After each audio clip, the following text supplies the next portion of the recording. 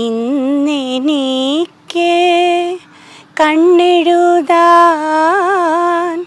വിണ്ണിലെ നക്ഷത്ര മഷിക്കോട്. പ്രേക്ഷകരെ, ക്രിസ്മസ് കാലമൊക്കെ അല്ലേ? ഞാനെന്താ നിങ്ങൾക്ക് പരിചയപ്പെടുത്താൻ പോകുന്ന വവ്വക്കാവിൻ്റെ പ്രിയപ്പെട്ട ഗായിക.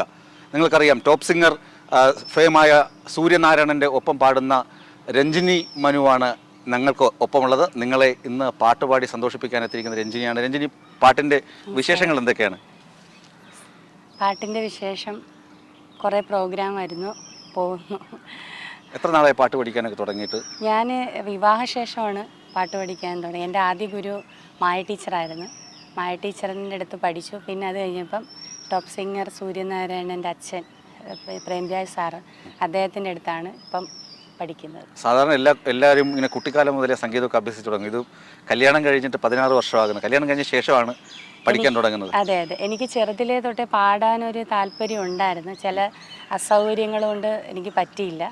ഇപ്പം വിവാഹശേഷം പ്രത്യേകിച്ച് എൻ്റെ ഹസ്ബൻഡ് നല്ല സപ്പോർട്ടാണ്. അപ്പം അദ്ദേഹത്തിനാണ് ഞാൻ പഠിക്കണം എന്നുള്ള താല്പര്യം വന്നു, അങ്ങനെ പഠിക്കാൻ പോയി. ഏറ്റവും ദൂരദർശനിൽ പാടിയിരുന്നു. അതെ അതെ. എങ്ങനെയായിരുന്നു അവസരം കിട്ടിയത്?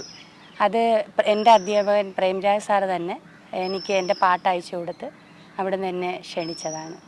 മുമ്പ് എൻ്റെ ഒരു കുട്ടിക്കാലത്ത് പാട്ടുകാരി സിന്ധു എന്ന് പറയും, എൻ്റെ നാട്ടിലൊരാളുണ്ടായിരുന്നു. പുള്ളിക്കാരി സ്കൂളിൽ വെച്ച് തന്നെ ദൂരദർശനിൽ പാടുമ്പോൾ പുള്ളിക്കാരി പിന്നെ അറിയപ്പെട്ടത് പാട്ടുകാരി സിന്ധു എന്നാണ്. അതുപോലെ ഞാൻ പറയാം, രഞ്ജിനി വവ്വക്കാവിൻ്റെ സ്വന്തം പാട്ടുകാരിയാണ്. നമ്മുടെ പ്രേക്ഷകർക്ക് വേണ്ടി ഒരു പാട്ട് പാടാമോ? തീർച്ചയായിട്ടും. ഞാൻ എവിടെ പ്രോഗ്രാമിന് പോയാലും ആദ്യം ഗുരുവായൂരപ്പൻ്റെ ഒരു പാട്ട് പാടിയാണ് തുടങ്ങുന്നത്. അപ്പം അങ്ങനെ തന്നെ തീർച്ചയായിട്ടും തുടങ്ങും. കളവേണുവണിയുന്ന കരതലം തോഴും നീൻ, കൗസ്തുഭം തിളങ്ങുന്ന കളകണ്ഠം തോഴും നീൻ, വനമാല മയങ്ങുന്ന മണിമാറു തോഴും നീൻ, കനക കങ്കണമിട്ട് കൈത്തണ്ട് തോഴും നീൻ, കേശാദിപാദം തൊഴും നീൻ, കേശവ കേശാദിപാദം തൊഴും നീൻ,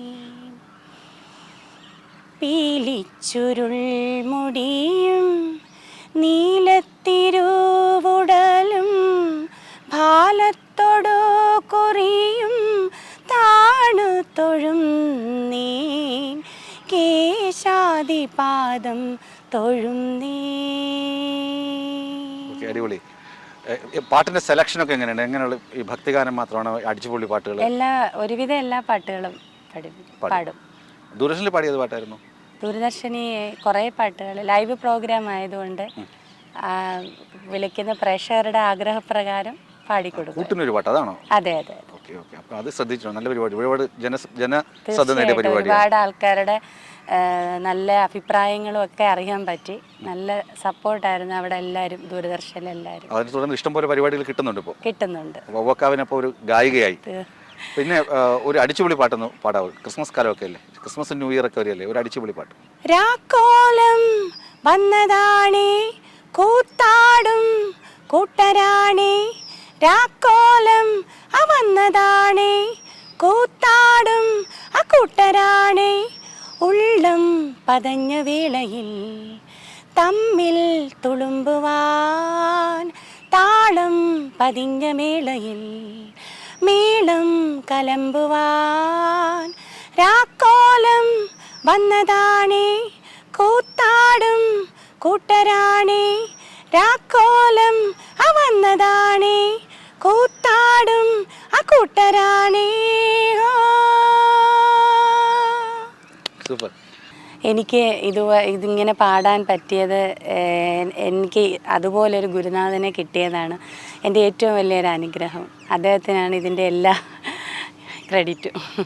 അപ്പോൾ പ്രിയപ്പെട്ട പ്രേക്ഷകരെ, നിങ്ങളുടെ ക്രിസ്മസ് കാലം അടിച്ചുപൊളിയാക്കാൻ നിങ്ങൾക്കൊപ്പം ഉണ്ടായിരുന്നത് രഞ്ജിനി മനു എന്ന ഗായികയാണ്.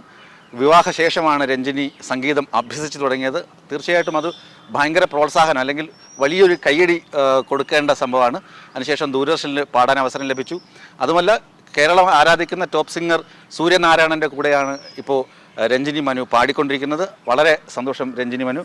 അപ്പോൾ happy Christmas, happy new year. Happy Christmas, happy thank you so much. Thank you so much. Okay.